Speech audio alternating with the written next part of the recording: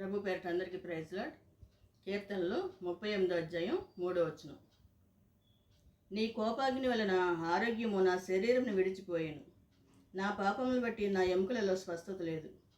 దేవునికి కోపం రేపేవారుగా ఉంటే శరీరాన్ని విడిచి ఆరోగ్యం వెళ్ళిపోతుందంట. దేవుని కోపం రేపేవారుగా ఉండకూడదు, ఆయన సంతోషపరిచేవారుగా ఉండాలి.